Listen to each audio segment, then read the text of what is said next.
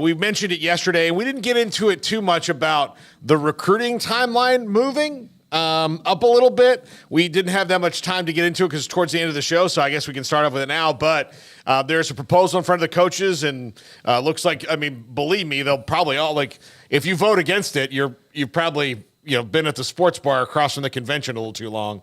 But moving signing day up about 3 weeks, essentially, to before the transfer portal opens, and maybe even throwing in a summer signing period and trying to make the calendar work for coaches a little bit better. And, of course, the topic this week has been about coaches leaving to go to the NFL.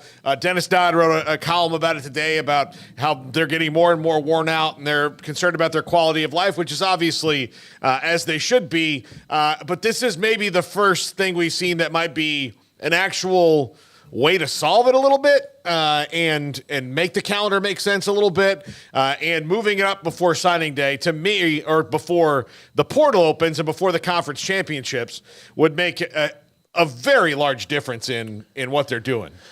Yeah, you'd hope so. I think there's no doubt that there is some effect on coaching in college football, that recruiting is taking its toll on some in the profession. And for some, that means just it's not for you any longer. For some, that means maybe you do want to look around. I mean, there's that big debate going on how much of a thing that is right now, college coaches going to the pros based on the numbers. And I feel like it's deja vu because I think I've said this just about every day for about 2 weeks.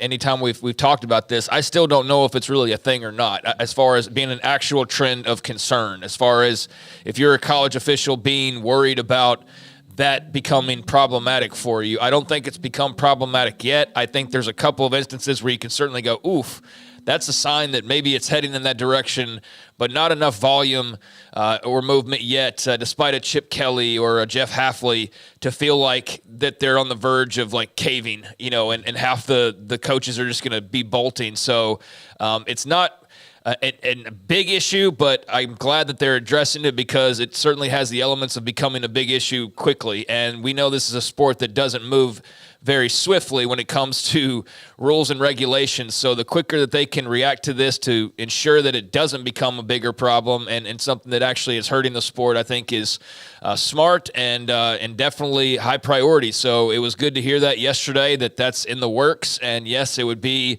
a signing day before conference championship weekend and the portal opening, as you mentioned. So that would be December the 4th, which is at least a couple of weeks earlier than it was this year. This year was just so late. And it just felt too late, and it felt like there was way too much going on. So if you're one of those teams in the conference title game, then you're still going to have a lot on your plate, and it doesn't really alleviate that too much. But, hey, you're also in the conference title game, so that's the breaks. I mean, you can't have it every way you want, I suppose, and go win a championship, and guess what? I don't think your recruiting is going to be too hurt by when the signing day is because you're winning big games and playing in big games. But, yeah, for those select schools, it'll still be a little bit heavy as far as the workload goes, but I think for everybody else, you can kind of collect your breath after the regular season just wraps up and get into signing day and lock that away and then start getting into your bowl prep or whatever it is that's on the horizon for you next. So I like the idea. I know that there's still a little bit of work to be done on making that official and what all that will look like, but it's too crazy in December right now, and so they needed to do something, and I'm glad that they're working on it. Do you want it to be hard for 134 schools every single year, or a rotating group of 12 to 14 every year?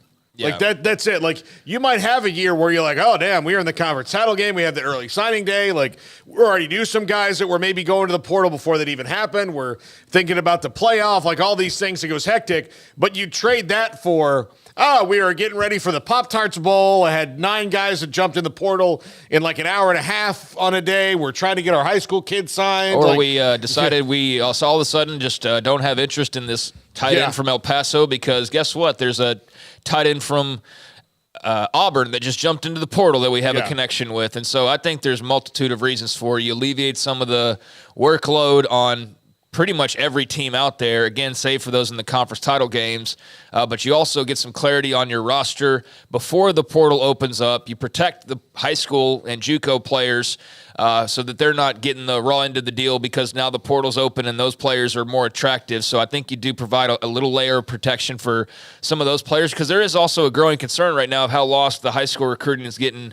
In the weeds of all the things that are going on, especially with the transfer portal. I don't think that's a huge concern just yet, but again, it's one of those things that you work on before it becomes a major issue and there's no turning back. So that makes sense. And there's still, like I said, some details to be worked out. I mean, they're talking about a summer signing period. So it's not just this. There's the possibility of them, going forward with the long talked about summer signing period. I know that that's not nearly as well received. I think there's more, at least, like negative feedback towards a summer signing day that I've seen, at least, and just the general conversations about it. But there are proponents for it, so that's something they're going to at least take a look at as well. So I'd be fine if we just go back to the one signing day in February, honestly. But because of the portal and all of that, I understand why you can't. And I remember being one of those, and it's kind of like the playoff now where, there's going to be a second signing day? That'll be awesome. That's going to be so great. And maybe it was for like a year or two, and then you quickly realize, like, oh, damn, maybe we had it better. And I don't know if that's going to be how we are with the playoffs eventually,